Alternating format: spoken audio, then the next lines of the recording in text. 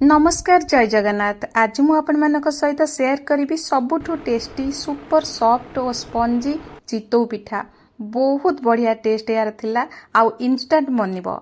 एठी मु गोटे मेजरिंग कप रे गोटे कप अरुआ चाउल नेइची। बासमती चाउल जति नेबे बहुत बढ़िया रहिबो। आपन को जेतिकी चाउल दरकार सेतिकी नेबे। तापरे तो पानी रे 3 रु 4 थर भला बे धोई नबा।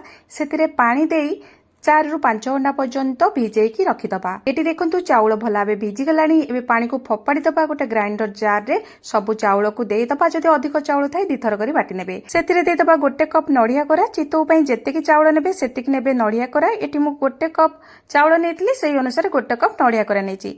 तापरे सेतिरे पानी देई बैटर को भला बे चिकन करी बाटी नबा। बाटिला बेले बेसी पानी यूज करिवेनी नहले भला बे चिकन ही बाटी हबनी। जेतेकी दरकार होतबो सेही हिसाब रे पानी देकी भला ग्राइंड करने।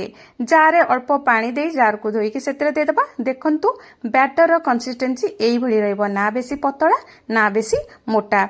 ये भी सेतिरे दे दबा टेस्ट अनुसार लूण आउ 2 बड़ चमच चीनी। एठी मु चितौ को हल्का मीठा रखिची। आपण आपणक टेस्ट अनुसार कम किबा बेसी चीनी ऐड करि परिबे। तापर सेतिरे दे दबा गोटे बड़ चमच मिल्क पाउडर बा आपण अमूल पाउडर दे परिबे। नहले मिल्क मेड भी दे परिबे। एथरे बहुत बढ़िया टेस्ट आसीबो। एथरे 2 बड़ चमच नडिया कोरा दे देची। आउ किछि काजू को फाइनली चॉप करी दे देची। चितौ खाइला बेले पाटरे आसले बहुत बढ़िया लागिबो। तापरे 2-3टा गुजराती हाफ चमच गोलमरीच को भलाबे पाउडर करी देकी एबे याकू भलाबे गोळे नबा। चीनी मेल्ट होबा को टिके टाइम लागिबो। सेति पई 10 मिनिट पई कवर करके रखि दबा।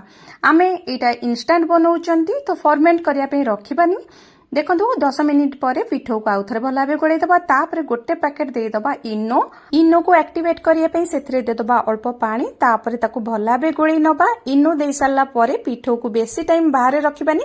संगे संगे चितौ करबा। एई चितौ को ना सकाळे करी संध्या पर्यंत रखंतु। आदौ भी हार्ड होबनी पूरा सॉफ्ट रहिबो। याकू पिल्लां को टिफिन ने देई परिबे। जदी लॉन्ग डिस्टेंस जर्नी करूचंती टिफिन ने नेई परिबे। तापरे कड़ाई को गरम करी सेथरे अल्प रिफाइन तेल को कड़ाई रो चारियाडे भला बे लगेई दबा। रिफाइन तेल बदल घी भी नहीं पारे।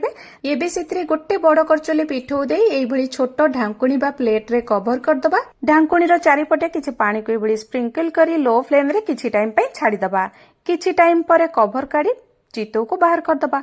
चितौ को ओल्टेबानी। देखंतु केते फ्लॉपी एंड सॉफ्ट चितौ हमर एटी रेडी हे गला। एई भली भाबे सब चितौ को गढी नबा।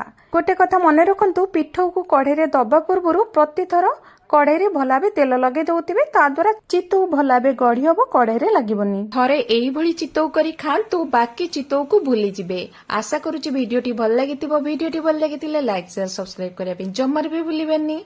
आउ जदि फेसबुक पेज रे देखुतिबे ताले प्लीज फॉलो करंतु। आज पई रहिली नमस्कार।